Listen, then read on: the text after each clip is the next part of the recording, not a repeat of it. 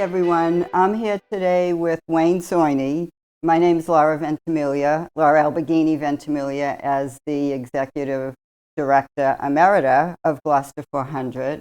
And we're lucky enough to have Wayne be such an integral part of the events and the commemoration of Gloucester's 400th anniversary, which we acknowledge as 400 plus, because this place called Gloucester was here a lot sooner than 1623. So today, Wayne is going to talk to us about the War of 1898, also known as the Spanish-American War. Yes. Yes. So I'm going to turn this over to Wayne, and thank you all so much for joining us. Well, thanks, Laura. You're a lifesaver to me to be able to enter into the subject in a conversational way. I think people out there appreciate the fact that we can talk about it instead of hearing a lecture. So you're going to be asking me questions and responding, I think, in the course of an hour. But by the end of the hour, the monument with which this program began, monument at Prospect and Pleasance, which many of people in Gloucester have passed by, raced by in their cars and never stopped to read or look much at. I'm going to be unfolding the many facts related to this monument. By the way, this is 2023. The monument was unveiled in 1920. There were hundreds of people present when this monument was unveiled in 1923. November 11th, 1923. Everybody knew it at that time as Armistice Day. Now we know it as Veterans Day. November 11th, people were there speaking. The mayor was speaking, the congressman was speaking, the head of the Veterans Organization was speaking, and the school children were singing. There was a band playing. It was very festive occasion, celebration of Gloucester's men who served in the Spanish-American War, as you called it, the War of 1898. It can be called the War of 1898 because it all happened in a short time, in the space of 4 months. Wow. in 1898, between April 1898 and August 1898, when the firing was over, the hostilities were done. Peace treaty was later that year, I think it was December. But anyway, we want to talk about the monument. I have anybody can look at. Did you know this? Anybody can go to the Sawyer Free Library on their computer or access through somebody else's computer. It works just the same. There's a link now that you can look up Gloucester Times from 1923 to 1965. If you want to look up February 2nd, 1948, and see the front page and what they were talking about and the sales at W.G. Brown's department store that day, you can do that for nothing. Wow. And it's a wonderful project that's now in place. So I've looked at, I was able to look at the newspaper articles of the unveiling of the monument. The reason that I can tell you authoritatively, the mayor spoke, the congressman spoke, people sang, the children, and it concluded with the equivalent of the national anthem, America, my country 'tis of thee, and being sung by the entire crowd. It was a very patriotic occasion. So Wayne, I'm just going to jump in and ask, and I'm not sure that this is a question you wanted me to ask you, but what grabbed your interest? How did you get interested in the War of 1898, but also the monument? Because I know over the years you've talked a lot about your, the monument and how much it means. Well, probably all the monuments, and they almost all were made. They were almost all either unveiled or talked about in 1923. Joan of Arc was, I think, 1920, which famous Joan of Arc down the American Legion Hall. This monument was 1923. The Fisherman's Monument, the Man at the Wheel, technically 1924. Although the competition for whose design would be selected was 1923. So everything was happening in monuments Yeah. in Gloucester in competition. It's curious to me that of all the monuments, iconically, Gloucester is so associated with The the fisherman at Fisherman's the. Monument. It's on the Gloucester 400. Joan of Arc, Mm-hmm. instantly recognizable. I think if you're in any way with Gloucester, you'd recognize Joan of Arc, that monument. And yet, this monument Right. True. comes in third in any poll, I think, for people understanding. So I'd like to redress the misfortune that people who at one time really reverenced and treasured this memorial unfortunately forgot it, Yeah. and it reduced to no memory. For example, I won't be able to see the audience, but looking out there and thinking, a show of hands, how many of you have ever had a conversation about the War of 1898? Probably this conversation Laura and I are having, and the first one that you overheard, about the War of 1898. And yet it changed the world. Gloucester's volunteers changed the world. What happened was the Red Cross, American Red Cross, started an overseas arm or activity. Clara Barton, founder of the Red Cross, had previously restricted herself to United States events, hurricanes, floods, anything that happened. The American Red Cross would hear and help people. In 1892, Ukraine, sounds familiar. In the Ukraine, there was an enormous famine, and Red Cross was able to connect up donations from the farmers in the Midwest, shipped overseas to the Ukraine to have people who had been literally starving fed so that they survived Ukraine. That was 1892. 1895, American Red Cross solicited contributions from the United States for purpose of helping the Armenians who were starving, who were under an epidemic difficulties, suffering in Turkey. And that worked out. They staffed field hospitals and they had medicine and food from the American people in Armenia, or in that part of Turkey which had Armenia. This now was the third overseas crisis that the American Red Cross tried to deal with. That was in Cuba. Cuba had a revolution in 1895. They couldn't put up with the really oppression of the tottering Spanish. You know, they had a colony. Cuba was a colony of the Spanish, and that led to a question. I will immediately confess, I'm on a controversial topic, and I'm on the minority side. If you look on mainstream scholars and writers, you'll find people saying what happened was the battleship Maine exploded. It was a war started by Spain.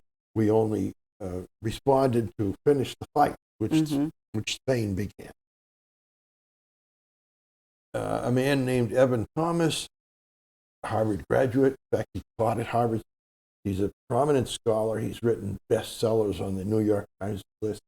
And I met him briefly in Cambridge, Massachusetts, and I talked with him about his book, The War Lovers. And The War Lovers, which was only came out 5 years ago, maybe.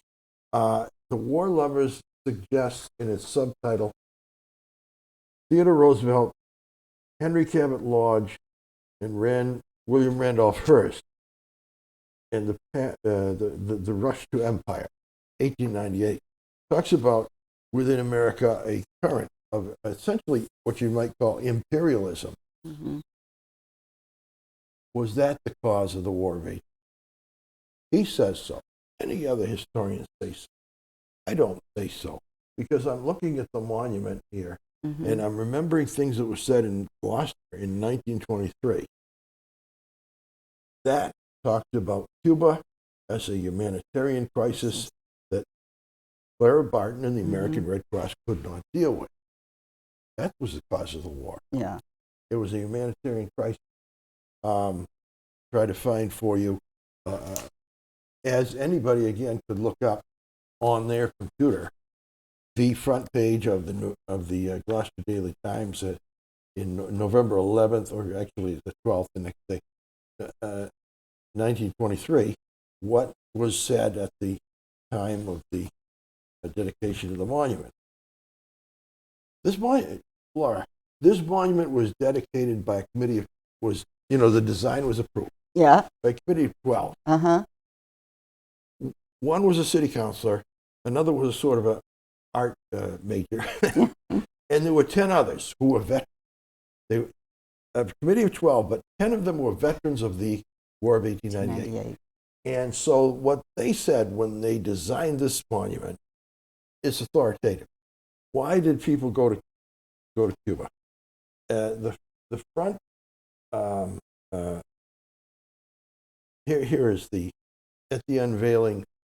Mayor at that time was William J. McKinnon. Expressed thanks to the men who went from their homes to represent the rest of us, right, to secure freedom for an oppressed people. They went free to liberate Cuba from Spain. Congressman A. Piatt Andrews. Does that name ring a bell? Oh, it sounds like a bridge we have here in Gloucester. The man who's directly addressed the veterans present. He was there, and the veterans were there in front of him, and said, "They offered you offered your youth and your strength and your lives, if need be, for the liberation of Cuba." He's talking to them, and they're not saying, "Oh no, it wasn't really Cuba. It was the Maine." No, he's talking to them. In conclusion, he stated that he hoped that this monument would inspire the same love of the country, same spirit of patriotism, the same spirit of fraternity with other suffering people, and the same regard for liberty which animated and exalted men. Yeah. It's that sense of a humanitarian crisis that can only be resolved by military intervention that drove these people into uniform. They were all volunteers. Yeah. You understand? It wasn't a draft. Right, They were volunteers.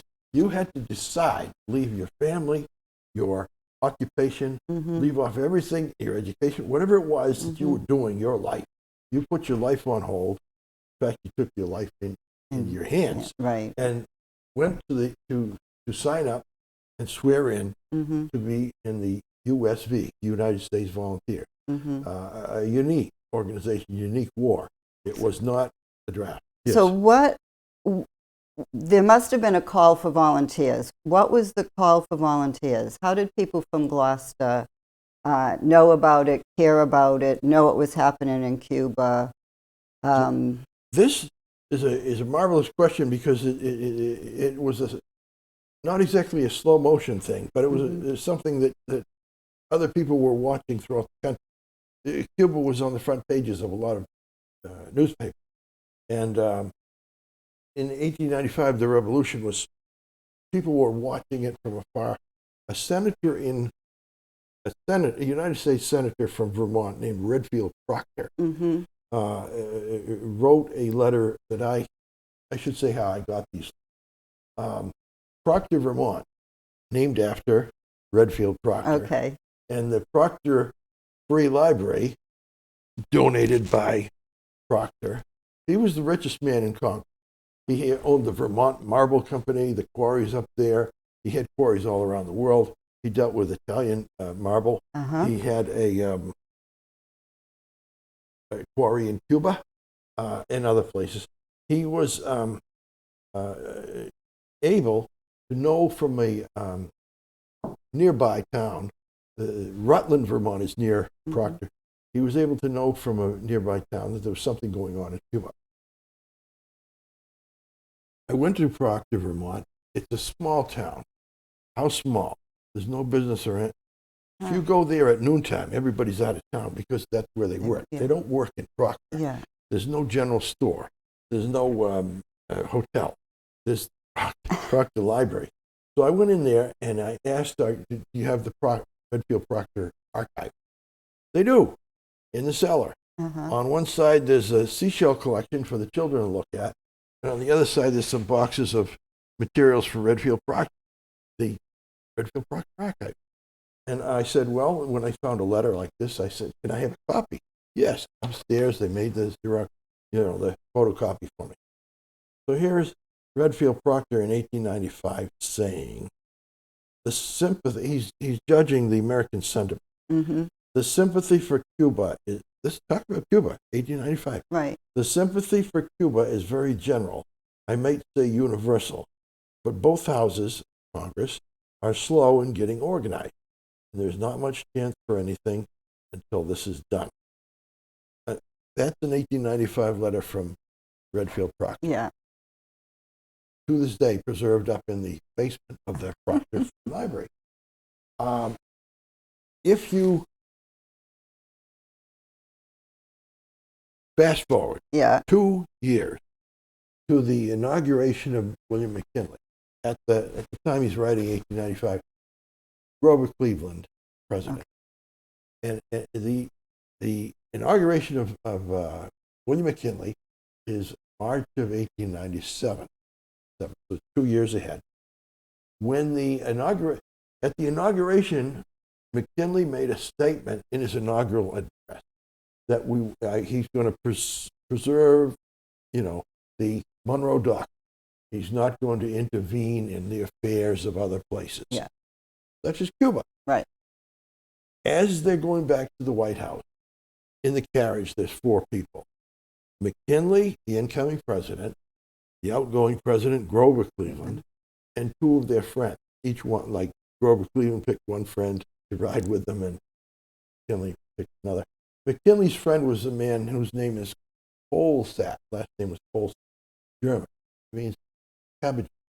But Kohlsaat wrote a memoir 20 years later, in which he said he was in the carriage when McKinley and Grover Cleveland were talking on their way back from the inaugural. And McKinley said, remembering McKinley at his inaugural, had said, I'm not going to intervene in Cuba. Grover Cleveland flew him in. During their ride together to the White House, Cleveland told McKinley, I am deeply sorry, Mr. President, to pass on to you a war with Spain. Come within 2 years, nothing stopped. Imagine swearing in as president and being told by the outgoing president that he was going to have a war within 2 years, which he did. Yeah. And the next year was war. He didn't really want war. And again, I'm going to now tell you about the Proctor archives, where I had these 3 letters copied for me from up there. One of them is top secret, actually. It was top secret. Can you read that, Laura? Let me see. Can you read that up here? What it says? Can you read that? File strictly confidential. File strictly confidential, 1898, Right. And it's from the United States Senate on the United States Senate stationery. That's right. To Dear Mr. President. And it's Redfield Proctor's handwritten top secret letter. We'll get to that momentarily. I just want to say that's the kind of materials they have up. Redfield Proctor was invited by Clara Barton, the Red Cross woman, to go to Cuba. Yeah. He went with her, and he saw such sights, such terrible sights. This has never been reprinted. It was issued, but if you Clara Barton wrote a book, The History of the Red Cross. Oh. When it first came out, it had stuff about Cuba. If you look at later editions, everything current, anything about Cuba is gone. Oh. I don't know why. Interesting. No lack of it. But she was talking about Matanzas, Cuba, especially Matanzas. I say Matanzas because on that monument at the end of this street, Pleasant and Prospect, the word the city Matanzas is on. We'll get to that. Matanzas. But at Matanzas that Redfield Proctor and she saw, I'm going to say, this is in Clara Barton's book.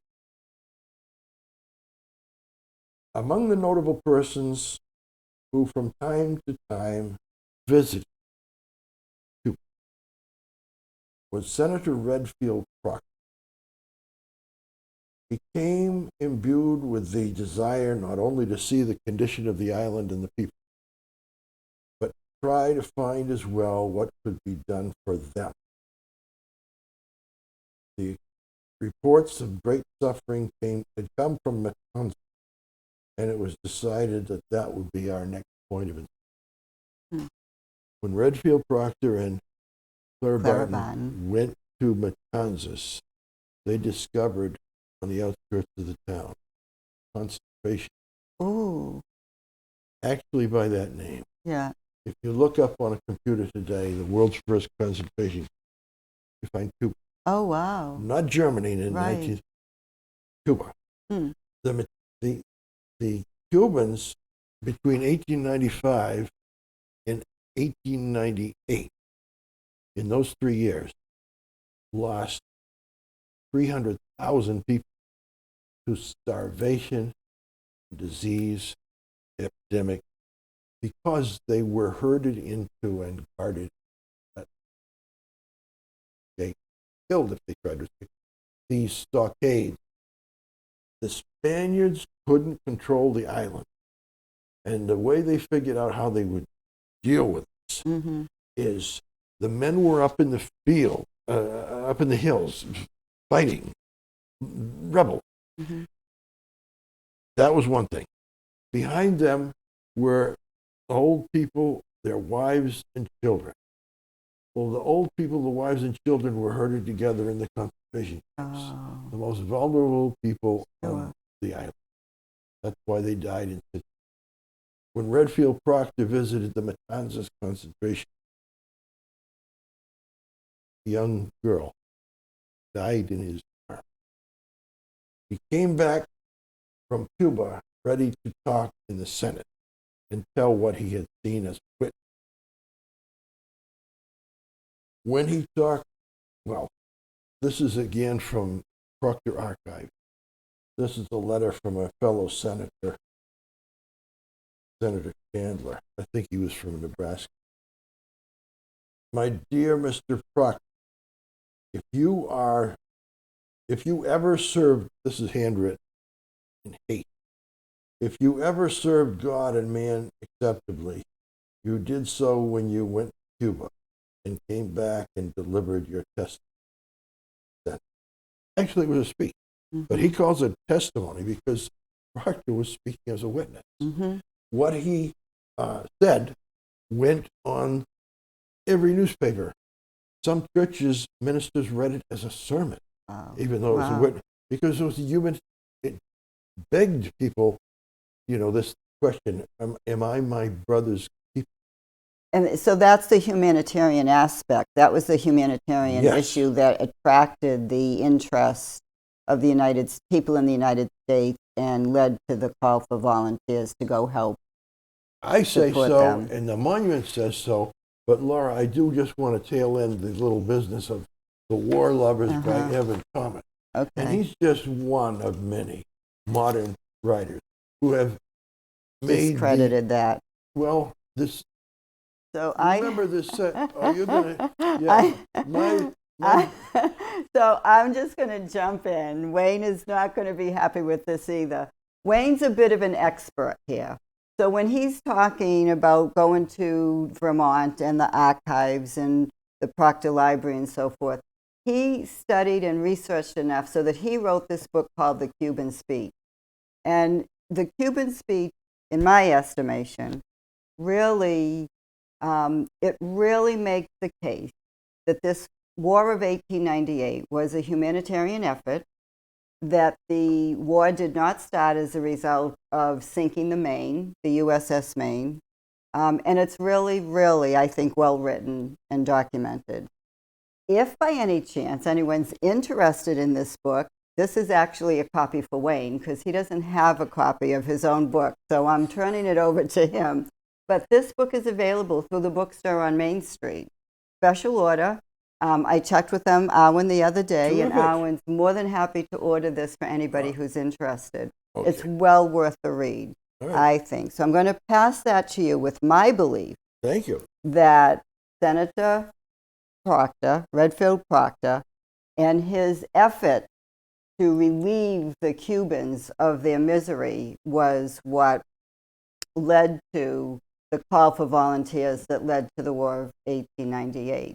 Now, this might not be the time in the conversation for this, but one of the things, Wayne, that grabbed my attention, we were talking earlier this week, was the look back, the projected back view of historians, where, and I don't want to mess it up, but where you mentioned what initiated World War I, what initiated World War II. Right. Up until a certain point, the humanitarian effort was believed to be the cause of 1898. But then projecting back after ships were sunk, Right. there was a shift in attitude. So can you just mention that a little bit better than I did? I guess what happened is America got kind of isolationist and reluctant to say that they should intervene anywhere in the world. Let those other countries be. And we've got enough trouble in America. I guess that happened. The World War II was started, conventionally stated to be Pearl Harbor. The Japanese attacked, blew up battleships in Pearl Harbor, and we only finished the job. We reacted and fought back. That was World War II. Previous to that, World War I. The Lusitania was shot by torpedo by German U-boat, and American citizens and others went down dead, drowned in the drink. Then the United States declared war on Germany. It made sense then to morph the Spanish-American War into the same kind of a pattern. It's like, well, that was started by the battleship Maine exploded, and then we finished. No, because I don't want to say it was Holocaust deniers, because there are Holocaust deniers in World War II, but Holocaust rescuer denier. They don't want to grant the volunteers, 125,000 volunteers. In Gloucester, 100 specific volunteers in Company G. They don't want to grant them the dignity, I would say, of being humanitarian, compassionate, moved only by, I want to help those Cubans who are suffering. To me, it's a matter of honor to respectfully say to anybody who questions that, there's evidence all around that the men of Gloucester were moved by their heart, and it was not a matter of national security or even national interest. It was a matter of human interest. Human interest. Fraternity. Yeah. What was it in the speech that was given that day, A. Piat Andrew, about fraternity with other suffering people? That was said when the monument was dedicated. So now, tell me a little bit about the people from Gloucester, from Company G. Thank you for the question. Otherwise, I'd be babbling on about the cause of the war for too long. The fact is, I met a man who was a Gloucester resident named James Centennial Nutt, N-U-T-T.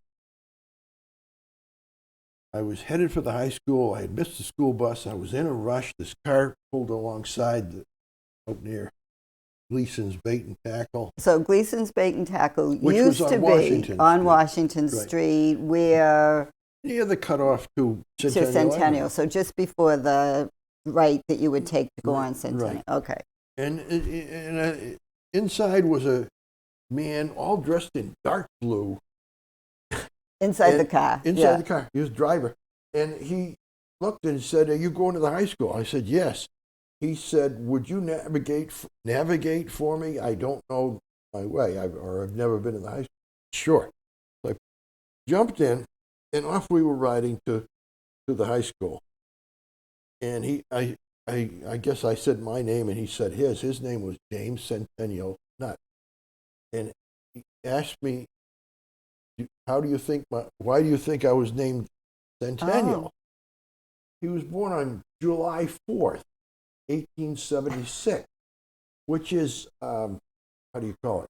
The centennial. It's the 100th anniversary of the Yeah. Declaration of Independence. When you're born on July 4th at all, let alone July 4th, 1876, you're probably quite patriotic. Yeah. He was one of the first to step forward and join in Gloucester the Company G volunteers to fight in Cuba. Yeah. His intention was to fight in Cuba. In fact, on the ride to the high school, I asked him how it was fighting in Cuba, or how did he find Cuba? He said he never went. That astounded me. I didn't know this. I mean, I didn't know why. Yeah. But the ride was over. We were at the high school, and I couldn't ask Lieutenant Nutt. He was the third in command of Company G. I didn't have time to ask Lieutenant Nutt how it was that he didn't make Cuba. Then there's a whole thing. Again, for nothing, people can go to their computers and are you familiar with Project Gutenberg? Vaguely. Nah, I've heard the name. All right.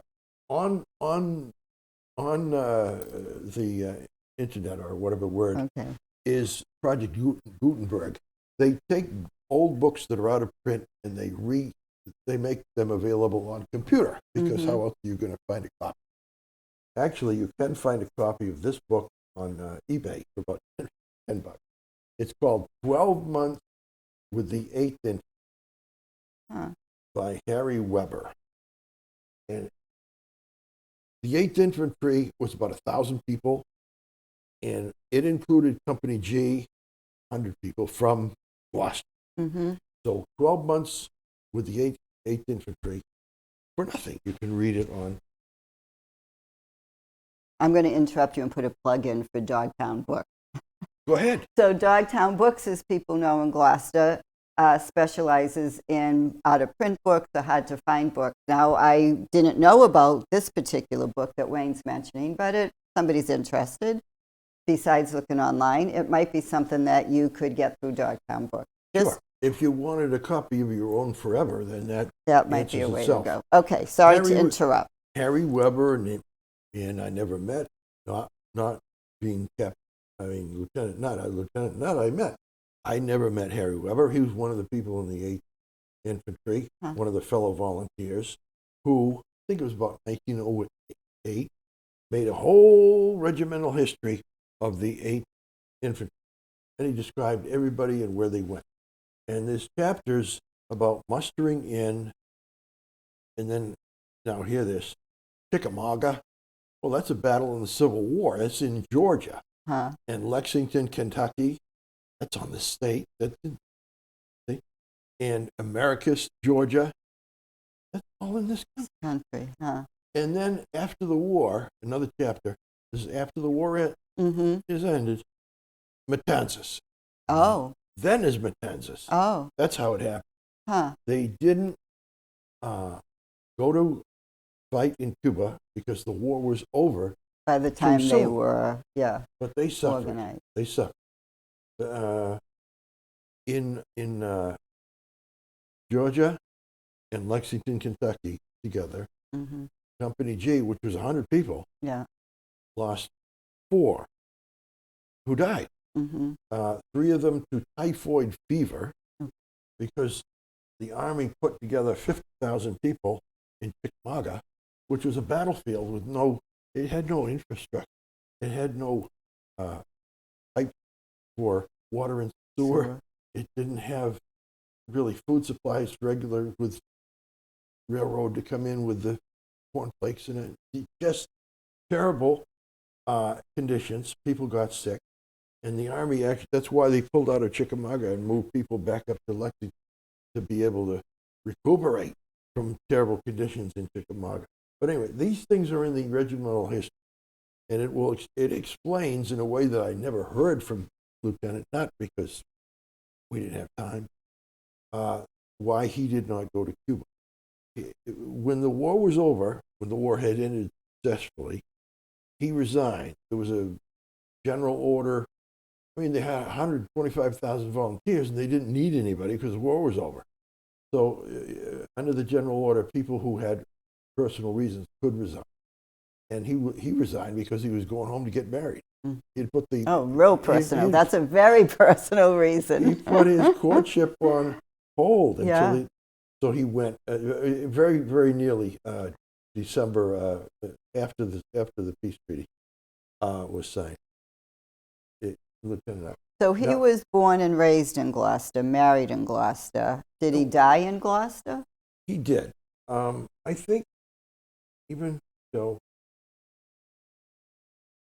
Why don't we see? That is James C., which is Centennial. Yeah. James C., Second Lieutenant, Company G, 8th Regiment Infantry, Spanish-American War. And underneath, you can't quite see it with the grass growing, July 4th, 1876. That was his birthday. James C. Nutt. This is in Beechbrook Cemetery out in West Gloucester. Oh. And if anybody's interested in honoring the Spanish-American War veterans, the largest concentration of graves, and they're all together as a group. In fact, James C. Nutt is front and center in the group. There's a bunch of graves in the Spanish-American War in Beechbrook Cemetery. Honorable people step forward for the humanitarian cause. Right. And on the so you said there were 100 men from Gloucester in Company G. There were, and in the regimental history by Harry Weber, which is wonderful in its detail. Yeah. He actually took the time to say that, there's 100 spaces. Yeah. And if anybody died or got sick or had to transfer it or what, they recycled other people into those 100 spaces. So he actually counted up. It's either behind 120, 130 men who ultimately cycled or recycled into this Company core G. group. Yeah. There were 75 or 80 who were there from the beginning of the war into Matanzas after the war. I didn't describe them in Matanzas, I should say. This was when their humanity shined more brightly than ever. They came to Matanzas, Cuba, to find it was the regimental history. I won't be verbatim, but it's Harry Weber's words. Okay. He's a wonderful, understated, very just the fact kind of person. Yeah. Writing a regimental history for people without a lot of emotion, but truthfully, accurate, with a lot of. He said about Matanzas that when they got into Matanzas, they looked around, found it wasteland, people desperate. Just done it that waste people. Well, in detail, others have given. There's photographs that you can see. This is a family program I'm not going to show, but it's the equivalent of the concentration camp photos that you see. The people were destitute. They brought, Company G brought hope, food, they made an infrastructure, they made bridges and roads so that food could be provided to these people in Matanzas. Matanzas is normally 20,000 people. They increased with refugees and people from the concentration camp to 40,000, not with any jobs or ways to earn a living. They had to build from scratch. So the children would stand on the perimeter of the camp, very shy at first, and the soldiers would give food to them to bring for them to eat as well as to bring home.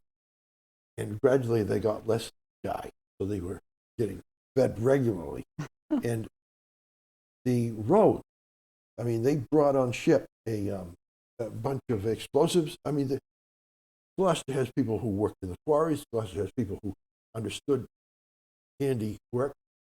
They brought explosives and equipment to make roads, and that's what they did in large, under humid, horrific conditions in areas where there were tarantulas and centipedes, and it was jungle. Yeah. They were clearing it out. So they made it happen in Matanzas that there were roads, and they built a camp, army camp with a table. I mean, they brought lumber from Americus, Georgia, and they made themselves the tables and benches and everything to do with the tent structures of the camp. Under terrible difficulty, it was respected. The Cubans respected this, and if you go to the monument, Go back to that monument. That Prospect. Go to this monument. On the Prospect Street side is a depict sculpted. What do they call it? Bas relief. Okay. It's a bas relief of it's kind of three-dimensional of men marching, passing in review, in front of a Cuban general. Oh. The George Washington of Cuba. If you go to Cuba today, I mean, even today, and you say the name Massimo Gomez, they'll look at you and say, "You need the airport? No, Massimo Gomez. I'm going to go through your You need the superhighway? Massimo Gomez. Massimo Gomez is the man, again, the George Washington of Cuba, who led the rebels successfully in that long fight, 1895 to 1898. He was an ally and helpful, of course, to the Americans as the Americans were to him. Yeah. If I can, I'll show you a picture. Yeah, go ahead. Of Massimo Gomez. It's probably too small to view very well, but this is the 5-peso note of Cuba, and on our $5 note is Abraham Lincoln.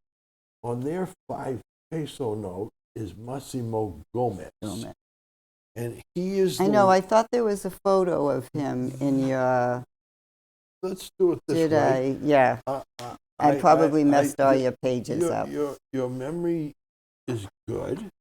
I just don't remember what page it's on. Just very small. Oh, it's small. That's why I was looking for a bigger one.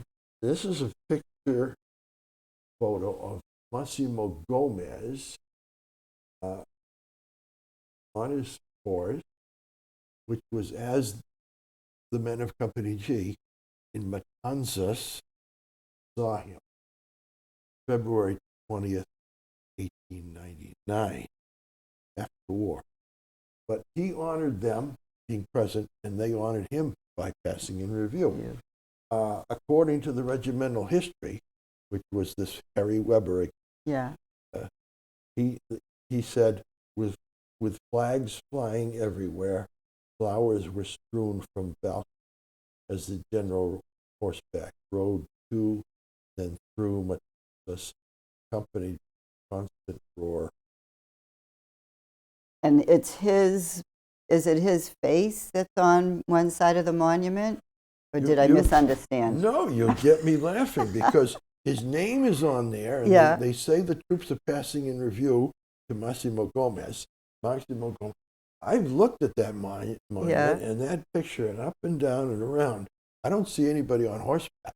So I think the view, in words he's present, and they're passing in review. I think the view taken by the artist is as if Massimo Gomez looking at the troops. Got it. The troops of Company G are prominent front and center passing by. Yeah. But I think Massimo Gomez is off the monument. Well, for Gloucester Monument makes sense.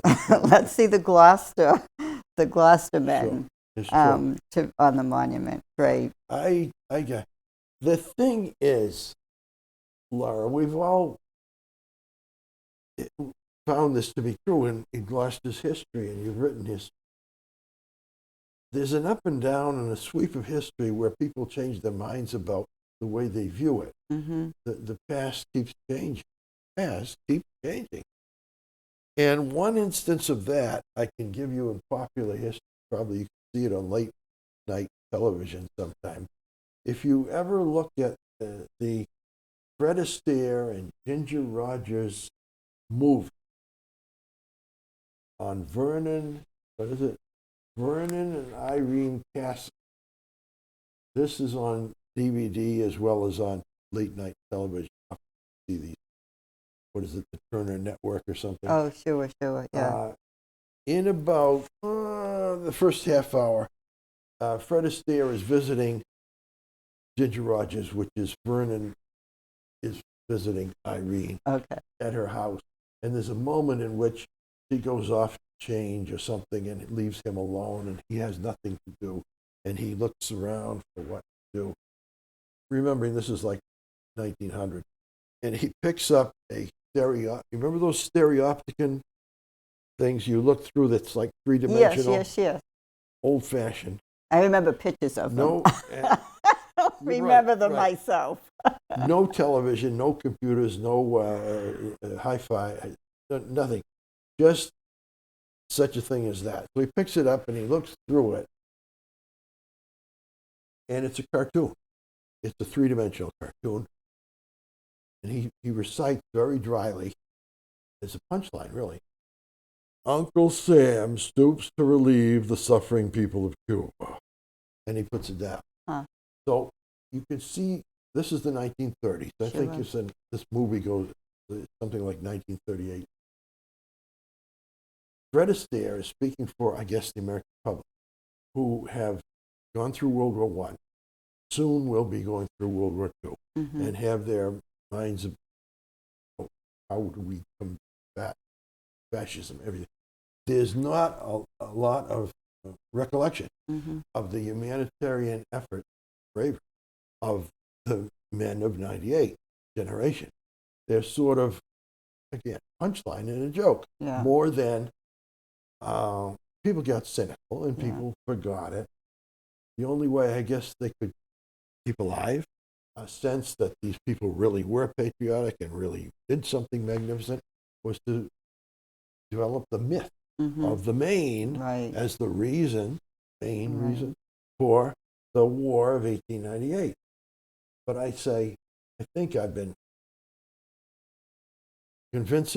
persuasive by evidence rather than just talking, that this monument tells the truth. You know, there's a side corner, if you ever visit the monument, there's a side corner, not the two scenes, not the front of the monument, but the rear corner, let's say, in which there's a cross, and it's like a medal for Spanish-American War. It's depicted in a cross form.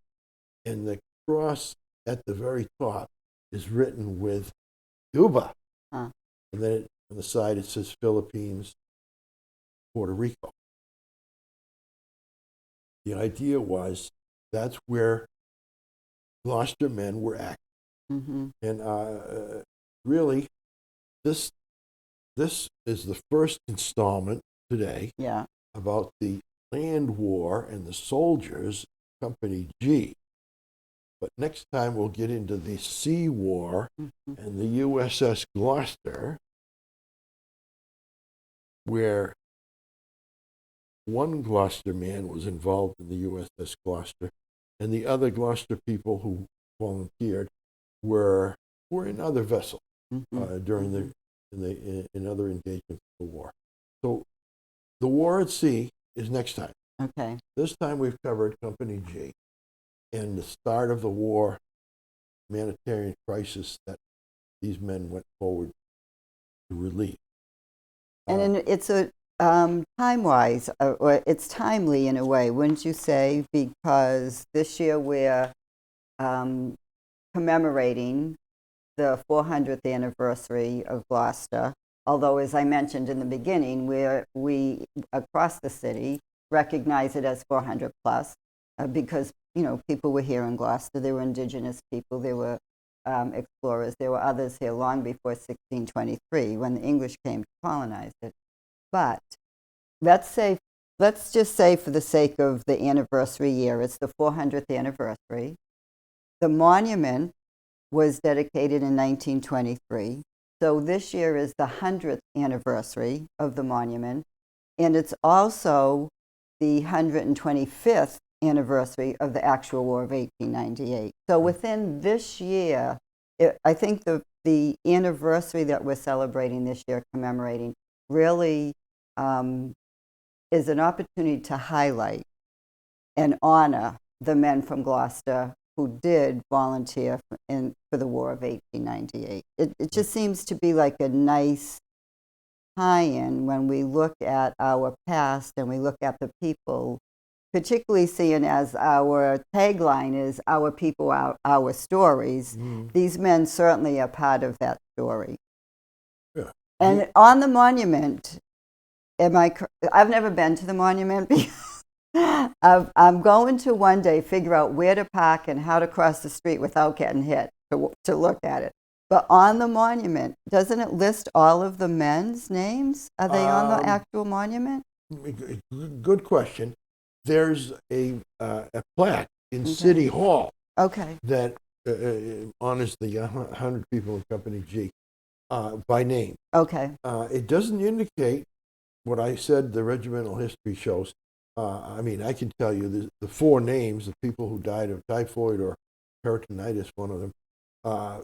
4 of that 100 died during the war of disease, not of combat. But they're not indicated with a star or anything. They're just names among names. But their names are all on a plaque in City Hall on the first floor. But there's no names on this monument. Okay. Okay. And what it says, and I'm just going to recite this because it was, again, 10 out of the 12 people were veterans who decided on this wording. Dedicated November 11th, 1923. G Company, 8th Regiment, Mass Infantry, United States Volunteers. Reviewed by General Massimo Gomez, Matanzas, Cuba, February 20th, 1899. Gloucester's sons, 100 strong, answered the call to arms in the war for the liberation of Cuba. Bravely, they endured Camp Field. Reading that in no context, just passing it by, and bravely they endured it without any context or knowledge, really, I think, rings hollow. But when you understand that their death-defying life, their life was in camp in the United States, typhoid fever and the crowded conditions of Chicago, going back to Lexington where more died. I mean, there were 10 people that were medically discharged besides the people who died. And it was just horrible conditions, difficulty. So bravely they endured in camp and field. This was a Company G. Stood together, brothers in arms, people from Gloucester, with an ideal. They were going to help people who were suffering worse than they were. They were suffering, but they were going to help people in town. It was real. If you made a slogan for what they did, it wouldn't be "Remember the Maine." It would be "Remember my." Yeah. All right. So could you say that again? Remember Matanzas. Remember Matanzas. Okay. I would say that's what. Yeah. It doesn't exactly say on the monument, "Remember Matanzas," but it refers to Matanzas, and that is the place where there was a concentration camp. And that is the place that Clara Barton singled out as particularly and intensely horrible. Her tour of Cuba with Redfield Proctor in February 1808, before the war. Lastly, I'm going to say from the archives of Proctor, Vermont. Proctor, Vermont, very small place, as I said. There's no taxis either. I was done with my, I took the bus out there, but there's only one bus in and one bus out. I was done and I needed a cab, and I called Rutt. Rutt said, well, I don't know, maybe an hour or 2 hours. Then that I could get a cab back to Rutland. I at least knew the way by walk. So I walked back to Rutland, Proctor, Vermont, Wow. with my treasure here, this strictly confidential treasure. This is a 3-page handwritten document to President McKinley from his friend and ally, Redfield Proctor. And this is written about a few days before President McKinley made it what's been called a war message. If you read it in these books, they say the war message. But, he sends to Congress the war message. Well, if you read it, he never asked them to declare war. He asked them to authorize measures needed to relieve suffering in Cuba, whether that's military intervention or not. Mm-hmm. Speak softly and carry a big stick. Yeah. Tell the Spanish government that if you don't shape up, I can move the troops in. What happened was the Spanish government did not shape up. McKinley did. The Congress did declare war, and McKinley moved the troops. Right here in Gloucester, 100. There should have only been by our population, there should have been about 25 people. Good point. Volunteered. Yeah. 100 immediate volunteers, right. 100 Company G, and 300 for the Navy. Yeah. Because they were fishermen and sailors, and they knew their way around the water. Many times more than you'd expect. So that's an interesting point. 100 for land, yeah, and 300 for sea volunteered. When we talk about the sea, you're going to talk about the sea next week. Next time. I thank you. Thank you for now. We really have to let people go about their business again without the War of 1898 intervening for them. But I thank you for your attention, and I hope that you will give some attention or respect to the people who were honored in the monument 100 years ago, still standing at the corner of Prospect and Pleasant. For now, I'm just going to conclude with a picture. The soldiers are